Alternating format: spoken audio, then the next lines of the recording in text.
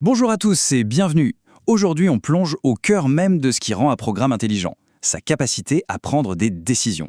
On va décortiquer ensemble comment, en langage C, on lui apprend à réagir et à s'adapter grâce à ce qu'on appelle la logique conditionnelle. Alors comment est-ce qu'un programme pense? Eh bien, tout part d'une idée toute simple, la capacité de répondre à des questions basiques du type vrai ou faux, oui ou non. C'est cette base qui va nous permettre de construire toute la logique de notre code.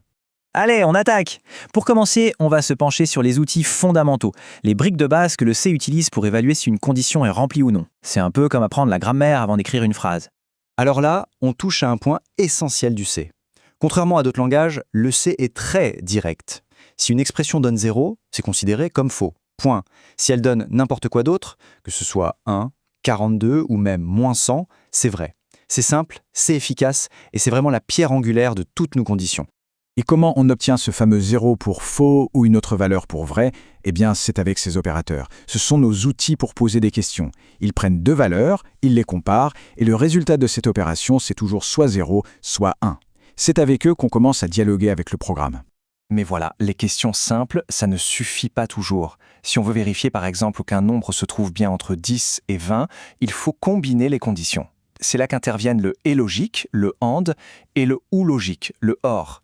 Ils nous permettent de construire des tests beaucoup plus riches et précis. Bon, maintenant qu'on a les briques, voyons comment on construit le mur. On va s'attaquer à la structure la plus connue, le if-else. C'est l'outil de base pour dire « si cette condition est vraie, fais ça. Sinon, fais autre chose ». Mais attention, c'est aussi là que se cachent la plupart des pièges classiques quand on débute. Retenez bien cette phrase, c'est la règle d'or, la bonne pratique à adopter tout de suite. Même si on n'a qu'une seule instruction à exécuter, prendre le réflexe de mettre des accolades cochées va vous sauver des heures de débugage. Et on va voir un exemple parfait de pourquoi c'est si crucial. Regardez bien cette ligne. Ça a l'air simple, mais c'est une bombe à retardement. Sans accolade, ce else, il appartient à quel if? Est-ce que S2 s'exécute si A n'est pas égal à 1, ou bien si A est égal à 1, mais que B est différent de 1? C'est le flou artistique. La question est posée. L'indentation, la façon dont on lit le code, peut nous induire en erreur. Mais le compilateur, lui, il a une règle très stricte, qui n'est pas forcément celle à laquelle on pense en premier. Et voilà la réponse. En C, la règle est implacable. Un else est toujours associé au if le plus proche qui n'a pas encore de else.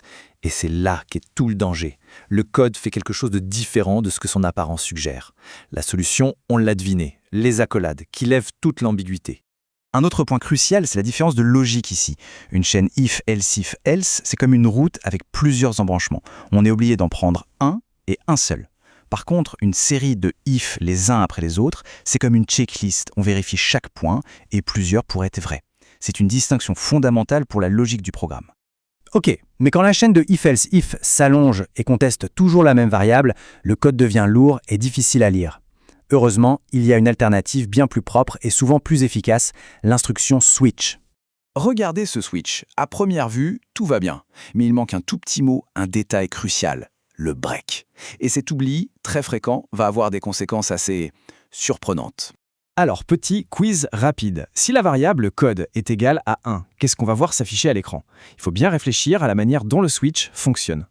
Et voilà le résultat, tout est affiché à la suite. Sans break, une fois qu'un case est validé, l'exécution tombe ou dégringole à travers tous les cas suivants. Elle ne s'arrête que quand elle rencontre un break ou la fin du bloc. C'est une source de bug très classique. Mais attention, ce comportement n'est pas forcément une erreur. En fait, ça peut être une technique très puissante. En oubliant volontairement le break, on peut regrouper plusieurs cas pour qu'ils exécutent exactement le même code. C'est super pratique pour gérer des logiques similaires. Passons maintenant à une technique un peu plus avancée, une sorte de raccourci très élégant pour les petites conditions. Je veux parler de l'opérateur ternaire. Voilà un cas d'école. On veut donner une valeur à une variable en fonction d'une condition.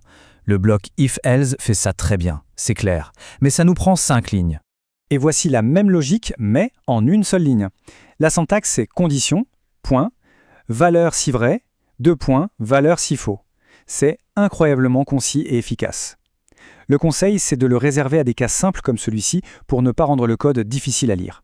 Très bien. Pour conclure, résumons les points les plus importants. On va parler des bonnes habitudes, celles qui font toute la différence entre un code qui marche à peu près et un code de qualité facile à lire et à maintenir. Voici le mémo à garder en tête. 1. Les accolades, toujours pour la clarté et pour éviter les erreurs. 2. Le double égal pour comparer, à ne jamais confondre avec le simple égal d'affectation, celui-là, c'est un piège redoutable. 3. L'indentation, pour que la structure logique soit évidente au premier coup d'œil. 4. Choisir le bon outil pour le bon travail. Et enfin, la règle qui domine toutes les autres, la clarté avant tout. Un code est lu plus souvent qu'il n'est écrit. Voilà, on a vu ensemble comment donner à un programme le pouvoir de choisir. Cette logique conditionnelle, c'est vraiment la base de toute l'intelligence et de toute l'interactivité. Alors la question qui reste, c'est qu'allez-vous bien pouvoir construire avec ça ? À très bientôt pour un nouvel éclairage.